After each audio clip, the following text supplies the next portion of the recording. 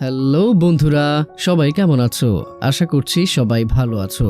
আমি জুভাইন আছি সাথে। তো আজকে আমি একটি new Japanese drama series explain করতে যাচ্ছি, যার নাম হচ্ছে ডোমেস্টিক গার্লফ্রেন্ড। তো চলো আর দেরি না করে ভিডিওটি শুরু করা যাক। তো এপিসোডের শুরুতেই আমরা একটি মেয়েকে বিছানায় উলঙ্গ অবস্থায় শুয়ে থাকতে দেখি, আর তার পাশে এই গল্পের মেইন লিড নাৎসু ফুজিও শুয়েছিল, আর তারও একই হাল। তো এরপর সেই মেয়েটি তার পোশাক পরিধান করে আর সেখান থেকে চলে যায়। আর তখন ফুজি বলে, আমি আমার ভার্জিনিটি আজ হারিয়ে ফেললাম। তো এরপর সিন শিফট হয় আর আমরা দেখতে পাই ফুজি তার বন্ধুর অ্যাপার্টমেন্টে গিয়ে কলিং বাজায়। তো তার বন্ধু যখনই দরজা খুলে তখনই সে তার বন্ধুর উপর ঝাঁপটে পড়ে, আর সে আজ কি করেছে এবং সে এত খুশি কেন সবকিছুই তার বন্ধুকে এক্সপ্লেইন করে। তো এসব শুনে তার বন্ধু অবাক হয়ে যায়। আর যখন ফুজি তার বন্ধুকে বলে, তোমার বডি তো সেই মেয়ের থেকেও বেশি সফট, তো এইসব কথা শুনে তার বন্ধু তাকে বলে, তুমি কি পাগল হয়ে গিয়েছো? তুমি না অন্য একজনকে পছন্দ করতে? তাহলে এই মেয়ে কোথা থেকে চলে আসলো? আর তোমার সাথে তো এই মেয়ে সবেমাত্রই পরিচয় হয়েছে, এর মধ্যে এত কিছু? মানে এক কথায় ফুজির বন্ধু তার উপর অনেকগুলো প্রশ্ন ছুড়ে মারে। তো তখন ফুজি তার বন্ধুকে বলে,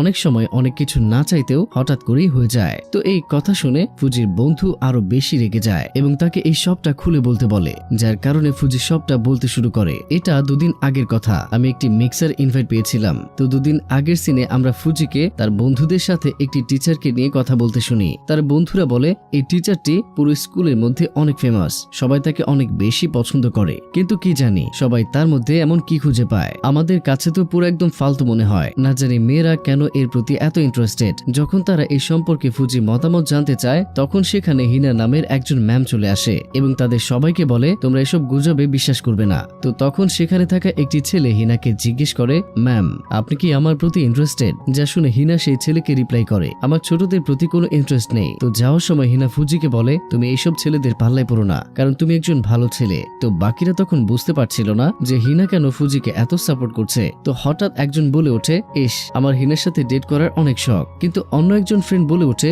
তোমার কি মনে হয় হিনা স্কুল পুরো ছাত্রদের সাথে ডেট করবে? আর আমি শুনেছি তার নাকি একজন বয়ফ্রেন্ডও আছে। তো এইসব শোনার পর একজন ফ্রেন্ড আবার বলে ওঠে, থাক ভাই এসব বাদ দাও, চলো অন্য কিছু করা যাক। তো এরপর আমরা কিছু ছেলে এবং মেয়েকে দেখতে পাই যারা কিনা মিক্স ডেটে এসেছিল। তো সেখানে আমরা তিনজন মেয়েকে দেখতে পাই যারা কিনা এক এক করে নিজের পরিচয় দিচ্ছিল। তো প্রথমে রিকা নামের একজন মেয়ে তার পরিচয় দেয় এবং বলে, আমি হচ্ছি হোস্ট। তো এরপর আমরা রুই নামের একজন মেয়েকে দেখতে পাই। তোমরা আবার রুই মাস মনে করো না। তো রুই যে কিনা অনেক শান্ত স্বভাবের ছিল এবং সে কোনো কথা বলছিল না। তো এসব দেখে রুইয়ের ফ্রেন্ড তাকে বলে, এখানে তো আমরা চিল করতে এসেছি, তবে তুই কেন এরকম চুপচাপ হয়ে বসে রয়েছিস? তো এই কথা বলার পর রুই সবাইকে তার পরিচয় দেয়। তো এরপর আমরা দেখতে পাই রুই যখন তার জন্য ড্রিঙ্ক নিতে যায় তখন সেখানে ফুজিও আসে। তো এরপর ফুজি রুইকে জিজ্ঞাসা করে, তুমি এত চুপচাপ কেন? তোমাকে এত চিন্তিত দেখাচ্ছে কেন? তখন রুই বলে, আমি আসলে এমনই, আর আমি বেশি কথা বলতে পছন্দ করি না। তখন ফুজি বলে, আমি যখন মিডিল ক্লাসে ছিলাম তখন আমিও এরকম স্বভাবের ছিলাম, কিন্তু এক সময় আমি নিজেকে পরিবর্তন করার চেষ্টা করেছি, কারণ নিজেকে পরিবর্তন করাটা অনেক জরুরি ছিল, আর এটা করতে আমার ফ্রেন্ড আমাকে সাহায্য করেছে। এক পর্যায়ে সে আমার হেয়ার কাটটিও চেঞ্জ করে দেয়। তো হঠাৎ করে রুই ফুজিকে বলে, তুমি কি আমার সাথে যেতে চাও? তো এমন কথা শুনে ফুজি অনেক অবাক হয়ে যায় আর তাকে জিজ্ঞাসা করে, কেন আর কোথায় যাব? এটা শুনে রুই বলে, তুমি আমাকে প্রশ্ন করো না, তুমি জাস্ট আনসার দাও, তুমি আমার সাথে যাবে কিনা? তো ফুজি কিছু বুঝতে পারছিল না এবং সে রুইয়ের সাথে যেতে রাজি হয়ে যায়। তো এরপর রুই ফুজিকে নিয়ে একটি রুমে আসে। ফুজির কাছে পুরো বিষয়টা একেবারে অদ্ভুত লাগছিল। তখন রুই বলে, এটা আমারই বাসা, আপাতত এখানে কেউ থাকে না, আমি একাই থাকি। যা শুনে ফুজি তাকে জিজ্ঞাসা করে, বুঝলাম, কিন্তু তুমি আমাকে এখানে কেন নিয়ে এসেছো? তখন রুই ফুজিকে জিজ্ঞেস করে, তুমি কি আমার সাথে সেক্স করবে? আর এই কথা শুনে ফুজি একেবারে থতমত খেয়ে যায় এবং সে রুইকে বলে, না আমি ঠিক এমনটি চাই না। তো এটা শুনে রুই বলে, তুমি না চাইলে নেই, আমি তোমাকে জোর করব না, আমি শুধুমাত্র এই বিষয়টিকে এক্সপিরিয়েন্স করতে চাই, বুঝতে চাই এটার ফিলিংস কেমন। আমি যখনই কারোর সাথে এই বিষয় নিয়ে কথা বলতে চাই তখনই তারা সবাই আমাকে বাচ্চা বলে এই কথা উড়িয়ে দেয়। আমিও এক্সপিরিয়েন্স করে দেখতে চাই এইসব কেমন করে করতে হয়। যা শুনে ফুজি জিজ্ঞেস করে, তুমি কি বুঝতে পারছো যে তুমি কি বলছো? আচ্ছা মানলাম সব ঠিক, বাট তুমি আমাকেই কেন এসবের জন্য বেছে নিয়েছো? আমার থেকেও তো ভালো ছেলে আছে। তখন রুই বলে, আমি তোমার চোখ দেখে বুঝতে পেরেছি তুমি আমার মতো কখনো এসব ট্রাই করোনি, আর তুমিও আমার মতোই সিঙ্গেল, আর তোমাকে আমার ভালো মানুষ মনে হয়। আর আমি যদি তোমার বাকি বন্ধুদের এখানে নিয়ে আসতাম তবে তারা আমার সাথে অনেক কিছুই করে ফেলতো। তোমার মধ্যে ভালো মন মানসিকতা আছে বলেই আমি এইসব কথা তোমাকে বলেছি। তো এরপর আমরা দেখতে পাই ফুজি রাজি হয়ে যায় এবং তারা একে অপরের সাথে অন্তরঙ্গ হয়ে যায়। তো এইসব যখন শেষ হয় তখন ফুজি রুইকে জিজ্ঞেস করে, তোমার কেমন লাগছে? তখন রুই বলে, এটা আমাকে ভাবতে বাধ্য করে দিয়েছে যে আমি কিভাবে বাঁচবো। আর একটা কথা, আমি চাই চাই আজকের বিষয় এখানে শেষ হয়ে যাক, তুমি এই বিষয়ে কাউকে কিছুই বলবে না। নেক্সট টাইম আমাদের যদি দেখা হয় তাহলে আমরা একে অপরের সামনে অপরিচিতর মতো আচরণ করব। তো এরপর সিন প্রেজেন্টে চলে আসে, যেখানে ফুজির ফ্রেন্ড তাকে বলে তুমি এত কিছু করেছো, তারপরেও তোমার মুখ এমন কালো হয়ে আছে কেন? তখন ফুজি বলে জানি না সেদিন আমার ওইসব করা ঠিক হয়েছে কিনা, কারণ আমি তো অন্য একজনকে ভালোবাসি, কিন্তু তাকে আমি ওইসব না দিয়ে অন্য একজনকে দিয়েছি। বিষয়টা কেমন জানি, তাই না? তো পরদিন আমরা ফুজিকে তার স্কুলে দেখতে পাই, যেখানে হিনা তার সাথে দেখা করতে আসে এবং সে ফুজিকে বলে তুমি সেই কবে বলেছিলে সেই কাগজগুলো আমাকে পড়তে দেবে, কিন্তু তুমি এখনো তা আমাকে দাওনি। তখন ফুজি বলে হ্যাঁ অবশ্যই দেব, কিন্তু এখন না। তো এরপর আমরা একটি পাস্ট দেখতে পাই, যা কিনা আজ থেকে 1 বছর আগের কথা, যেখানে একদিন ফুজি যখন কিছু একটা লিখছিল তখন হঠাৎ বাতাসের কারণে সব কাগজগুলো নিচে পড়ে যায়। তখন হিনা সেই সব ফুজিকে তুলে দেয়, কিন্তু সেই লেখাগুলোকে পড়ে না। তো প্রেজেন্ট সিনে তারা সেই কাগজ নিয়ে কথা বলছিল। হিনা সেই লেখাগুলো পড়ার জন্য চাইছিল ফুজির কাছে। তো এরপর হিনা বলে সময় কত তাড়াতাড়ি চলে যায়, তাই না? সেই সব কথা 1 বছর আগে ঘটেছিল, আর তখন আমি ব্র্যান্ড নিউ টিচার ছিলাম, সবটা সামলাতে আমার অনেক কষ্ট হচ্ছিল। তখন ফুজি বলে আপনি কি কোনো বিষয় নিয়ে চিন্তিত?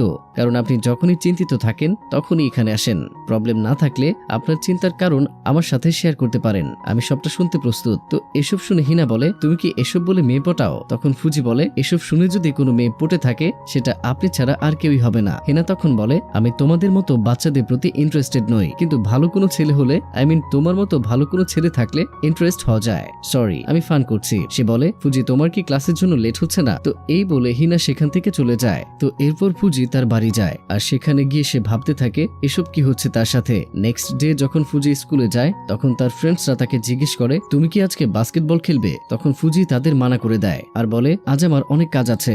এই বলে সে আবারও ওই জায়গায় যায় যেখানে কাল তার সাথে হেনার কথা হয়েছিল। তো সেখানে গিয়ে সে আবারও হেনাকে দেখতে পায় এবং তাকে জিজ্ঞেস করে আপনার কি মন খারাপ? আপনি আমার সাথে সবটা শেয়ার করতে পারেন। কিন্তু হেনা বলে এটা কি লজ্জার কথা, আমি তোমার মেম হয়েও তোমার সামনে কান্না করছি। আসলে কাল আমি অনেক ইমোশনাল একটা ড্রামা দেখেছিলাম, তাই আমার অনেক খারাপ লেগেছিল। তখন ফুজি বলে ও এই বিষয়, কিন্তু আপনি সব কথা আমাকে বলতে পারেন, আপনার জন্য আমার অনেক চিন্তা হয় সেন্সাই। সেন্সাই মানে হচ্ছে টিচার। হেনা বলে তোমার আমাকে নিয়ে টেনশন করতে হবে না, তুমি অনেক ভালো একজন ছেলে, আর বড়দের কোনো প্রবলেম হলে তারা সেটা ছোটদের ঘাড়ে চাপিয়ে দিতে পারে না। তো এসব শুনে ফুজি বলে আপনি আমাকে বাচ্চাদের মতো প্লিজ ডিল করবেন না, আমি কোনো বাচ্চা নই। আর কে বলেছে আপনাকে যে বড় মানুষের বড় প্রবলেম? আপনিও একজন মানুষ আর আমিও একজন মানুষ, তাহলে আমি কিভাবে ডিফারেন্ট হতে পারি? তাই আমাকে কোনো দ্বিধাবোধ না করে আপনি সবটা খুলে বলতে পারেন। তো নেক্সট সিনে আমরা দেখতে পাই ফুজি তার বাসায় যায়, আর প্রতিদিনের মতো আজকেও সে দেখতে পায় তার বাবা কোনো একজনের সাথে ফোনে কথা বলছে। তো আজকে তার বাবাকে সে জিজ্ঞাসা করে তুমি রোজ রোজ কার সাথে কথা বলো? তো এরপর দেখা যায় তার বাবা তেমন কিছুই বলে না। নেক্সট সিনে ফুজি তার রুমে যায় এবং রুই নামের মেয়েটিকে নিয়ে ভাবতে থাকে যে কেমন করে তার সাথে রুইয়ের দেখা হয়েছিল, আর এরপর সে তার সেন্সাইকে নিয়েও ভাবতে থাকে। তো হঠাৎ করেই তার বাবা তার রুমে চলে আসে এবং ফুজির ভাবনা ভেঙে যায়, যার কারণে সে তার বাবাকে বলে তোমার রুমে আসার আগে নক করে আসা উচিত ছিল। কিন্তু তার বাবা তাকে বলে আমার তোমার সাথে ইম্পর্টেন্ট কিছু কথা আছে, আসলে আমি আবারও বিয়ে করতে যাচ্ছি, আর তার কিছু বছর আগেই ডিভোর্স হয়ে গিয়েছিল, আর এখন সে আবারও বিয়ে করতে যাচ্ছে। আর তখন ফুজি বলে সবই ঠিক আছে, কারণ আমার যে মা ছিল সে তো 10 বছর আগেই মারা গিয়েছে। তো ফুজির বাবা তাকে বলে আমি যাকে বিয়ে করতে চলেছি সে একটু পরেই এখানে চলে আসবে। তো এটা শুনে ফুজি অনেক শকড হয়ে যায় আর বলে এত তাড়াতাড়ি তাকে এখানে ডাকার কি দরকার ছিল?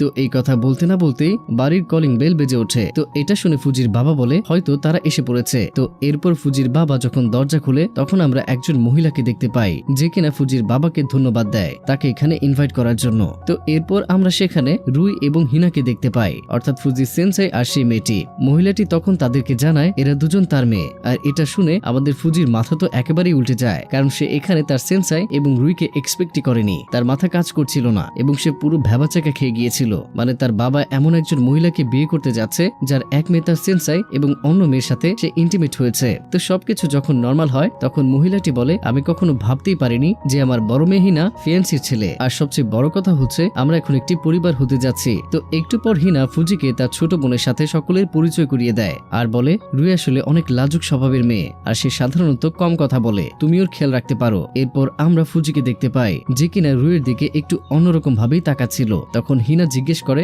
তোমরা কি একে অপরকে চেনো? তখন রুই বলে, আমরা একে অপরকে চিনি না, আর আজকেই আমাদের ফার্স্ট দেখা হয়েছে। তো এরপর ফুজির বাবার ফিয়ন্সি ফুজিকে বলে, আমি বেশ কিছুদিন যাবত তোমার বাবার সাথে ডেট করছি, and honestly he is a nice person. তো এরপর ফুজিও তার পরিচয় দেয় আর বলে, আমার নাম ন্যাটসো ফুজি। তো এরপর ন্যাটসো সেই মহিলাকে জিজ্ঞাসা করে, আপনি যদি কিছু মনে না করেন তাহলে আমি কি আপনাকে একটা প্রশ্ন করতে পারি? আপনি আমার বাবাকে কি দেখে পছন্দ করেছেন? মানে আপনি কি দেখে তার প্রেমে পড়েছেন? তখন সেই মহিলাটি ফুজিকে বলে, তোমার বাবা অনেক ভালো একজন মানুষ, আর সে অনেক বেশি সিনসিয়ারলি, সে প্রতিটা বিষয় খুব ভালোভাবেই বুঝতে পারে। কিন্তু আমার আগের স্বামী যে ছিল সে মোটেও এমন ছিল না, সে অনেক অদ্ভুত ছিল, আর এক সময় সে আমাকে ছেড়ে চলে যায়। আর পরবর্তীতে একজন পুরুষের উপর আমার বিশ্বাস করাটা আমার জন্য খুবই কষ্টকর ছিল। তখন তোমার বাবা আমার মন জিতে নিয়েছে, আর সে আমাকে সবসময় সাপোর্ট করে গেছে। তো এরপর আমরা দেখতে পাই ফুজির বাবা এবং রুইয়ের মা একে অপরের হাত ধরে, আর তাদের মধ্যে একটা রোমান্টিক ভাইব চলে আসে। তো সেই মুহূর্তে ফুজি সকলকে বলে, দুঃখিত, আমার একটু ওয়াশরুমে যেতে হবে। তো সেখানে রুই তার কাছে আসে আর বলে, আমি কখনো ভাবতেই পারিনি যে আমাদের কখনো এইভাবে দেখা হবে। আমি শুনেছিলাম যে তোমার বাবার একজন ছেলে আছে যে কিনা আমারই বয়সের, কিন্তু আমি কখনো ভাবতে পারিনি যে সেই ছেলে তুমি হবে। মানে সবকিছু কেমন যেন স্বপ্নের মতো মনে হচ্ছে। দেখো, আমার মা তোমার বাবার সাথে অনেক বেশি হ্যাপি। সে এখন আগের মতো সবার সাথে কথা বলতে শুরু করেছে, সকলের উপর ট্রাস্ট করতে শুরু করেছে, আর আমি চাই না তার এই খুশি নষ্ট হোক। আর এখন এই সবটা তোমারই হাতে, তাই দয়া করে আমার মাকে কখনো কষ্ট দিও না। তো এরপর তারা সবাই সেখান থেকে চলে যায়। তখন রাতে ফুজির বাবা তাকে বলে, তোমার থালা বাসন ধুতে হবে না, তুমি রেস্ট করতে পারো, আমি সবটা সামলে নিচ্ছি। তখন ফুজি বলে, তোমার উচিত তাড়াতাড়ি বিয়েটা করে ফেলা, কারণ তুমি অনেকদিন ধরেই হার্ডওয়ার্ক করে যাচ্ছ, আর এখন তোমার উচিত তোমার পাস্ট মেমোরি ভুলে নতুন ভবিষ্যৎকে বরণ করে নেওয়া। তখন ফুজির বাবা তাকে বলে, নেক্সট উইক আমরা আমাদের নতুন বাসায় যাচ্ছি। তো এটা শুনে ফুজি বলে, তাতে আমার কোনো অসুবিধা নেই। পরদিন ফুজি তার বন্ধুর কাছে যায় এবং তার সাথে কি কি হয়েছে সবটা খুলে বলে, যা শুনে তার বন্ধু তো পুরোই শকড হয়ে যায় আর বলে, এসব কিছু কিভাবে সম্ভব?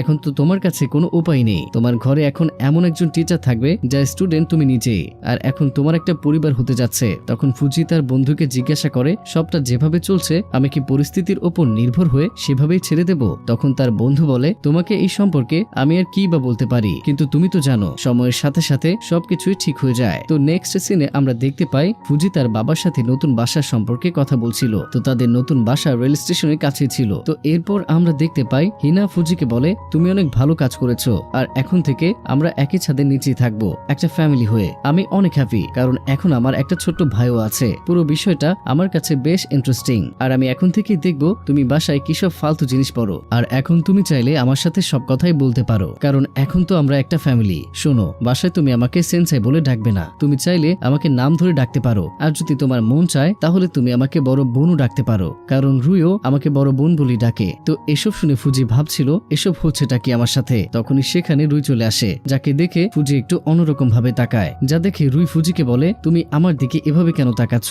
তোমাকে না বলেছিলাম মনে করবে আমাদের মাঝে কোনো কিছুই হয়নি? তুমি যদি আমার দিকে এভাবে তাকিয়ে থাকো তাহলে সবাই তো সন্দেহ করবে। তো তোমার এই ফালতু অ্যাক্ট করা বন্ধ করো এবং সবকিছু নর্মাল ভাবে করো। তো এই কথা শুনে ফুজি ওকে বলে। তো এরপর তারা গিয়ে হল রুমে বসে। তো তাদের মা বাবা নিজেদের কাজ করছিল, আর তখন রুইয়ের মা তাকে বলে, হিনার গোসল শেষ হলে তুমি যে গোসল করো। তো এদিকে ফুজি তার আর রুইয়ের মধ্যে সেদিন কি হয়েছিল সেই কথা ভাবতে শুরু করে, এবং এসব ভেবে তার ফিলিংস কাজ করতে শুরু করে, এবং সে ভাবতে থাকে সে কি করে এসব ভুলে যাবে এবং সকলের সামনে ফেক অ্যাক্ট করবে। তো এরপর আমরা দেখতে পাই হিনা গোসল শেষে উলঙ্গ অবস্থায় সকলের সামনে এসে দাঁড়ায় আর বলতে থাকে, বাথট্যাব অনেক বড় ছিল, তাই অনেক আরামে গোসল হয়েছে। তো তাকে এই অবস্থায় দেখে সকলে একেবারে অবাক হয়ে যায়, এবং তখন হিনার মা তাকে বলে, হিনা তুমি একই অবস্থায় এখানে এসেছো? তো এসব শুনে হঠাৎ করে হিনার হুঁশ ফিরে আসে এবং সে চিৎকার করে সকলকে সরি বলতে থাকে এবং বলে, দুঃখিত, আমার বহুদিনের অভ্যাস তো তাই ভুলে গিয়েছিলাম। এরপর সে রুমে গিয়ে পোশাক পরিধান করে এসে নিজের বিয়ার নিয়ে ফুজির কাছে এসে বসে